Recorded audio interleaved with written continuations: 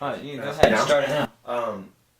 Did the Jewish committee that you're talking about, that were like the kind of the authority between the Germans and the populace, Yeah. did they maintain the same position, influence, and power during this time period?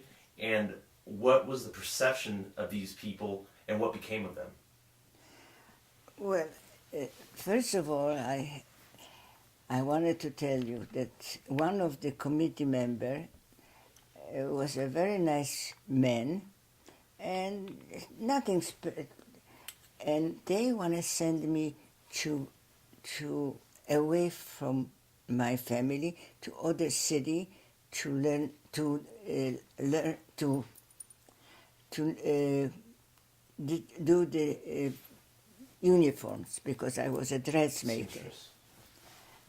So I went to him. I said, "Look, Egon, with my family." He made sure that I didn't go, and I didn't go.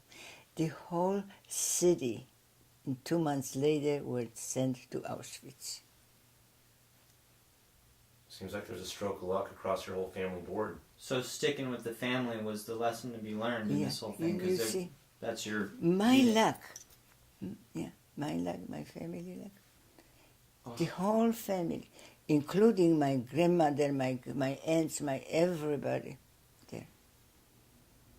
The whole family, they cleaned it up. Did their power, did it diminish as the war, like what was their stature throughout this whole time period? I mean, was it the same, or did they kind of get folded into like the concentration camps, or did they No, they were working, Okay. because they were working mainly in the factory, what they used to make for the soldiers, the uniforms. These folks that operated in these committees and their families, were they subjugated to torturous? Everybody went. If they were with the Jewish, everybody. Listen, Mering, maybe you hear about Mering. He was one of the biggest men, Jewish, who was there telling what, doing what. And they sent him to Auschwitz too. So they were just the liaison in between people and the Germans. Mm-hmm. They were the communicators to right, Germany. Right. Yeah, they didn't always get what they want, in other words. Yeah. They did what they could. Yeah. You know, it's also a protection or whatever, you know, some people could. But everybody went. Everybody went. Were these folks, if they were identified as these committee members post-war, were they thought of differently, or were they subjugated to ridicule, scrutiny, or even? Well, you know, even the Germans.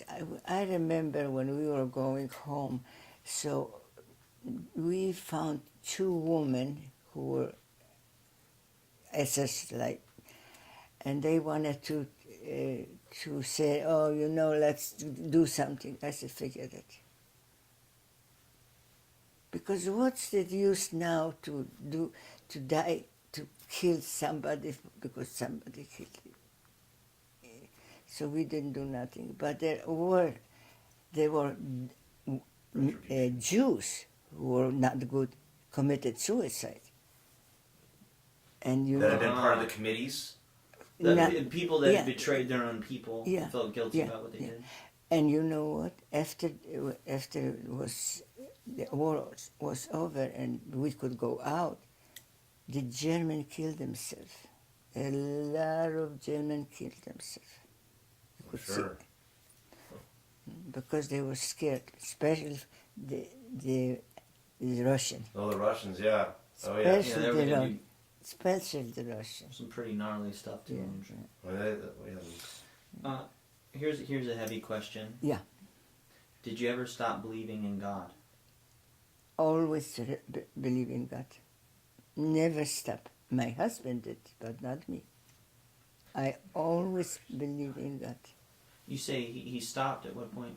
At when Susie was born, he went back to believing. He used to say, if God saw what happened to the Jews, how could he do it there is no God. But I always believe in God. And I wasn't that religious because when I was with my grandparents, they were not religion at all. Not Orthodox. No. They were Jews, but they were not Orthodox. Yeah. The things that you saw in Auschwitz. So I you wasn't were after the war. Yeah, you knew. I don't know. Like you say, after the war, was that the 1994 trip? Okay, then I'll leave that one out.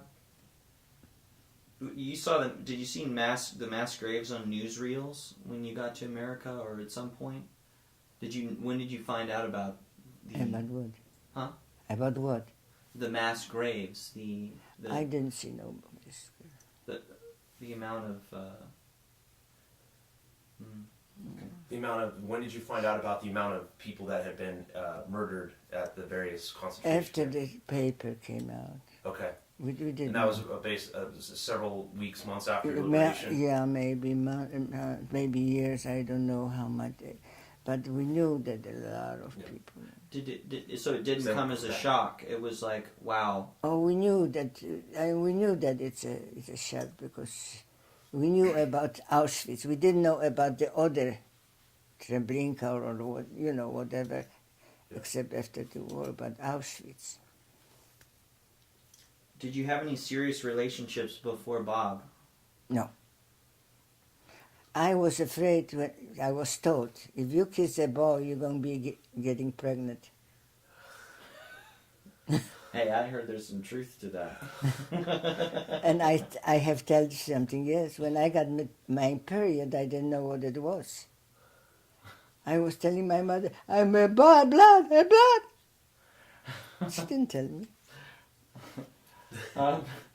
Do you know which... It's funny, huh? Yeah. You make us blush over here. Do you know which set of grandparents Bob lived with when his father was in jail in Poland? He had to go off and live with his parents. Would that be information you would know? I don't know if he lived with the grandparents. They probably helped him. Okay. It helped the family. I'm just going down here because these are the script-related ones. Can you remember any stories Robert used to tell about his siblings, parents, or grandparents? Well, there were two brothers. So Oleg I knew because I knew, after the war. There were three sisters. One of the sisters, what I hear, was in love with a gentleman. And that was a big tragedy. And you say a Gentile man? Gentleman, yeah. Okay. Gentile. Gentile. Non-Jew, yeah. Huh? A non-Jew. Non-Jew, yeah. Non-Jew, yeah. And no matter how the father cried and no matter what, didn't help.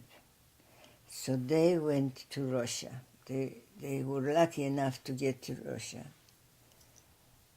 And he was a Polak, so he got to the Polish army, and she was, supposedly they got married, which I don't believe they did get married, but he left her, and the German came in, and she was killed. That was probably Natka. Natka, yeah. Now, So I'm going to tell you about you asked me if I have any, I did go out with also non-Jew. Uh-huh. I was young, I was 16 years old.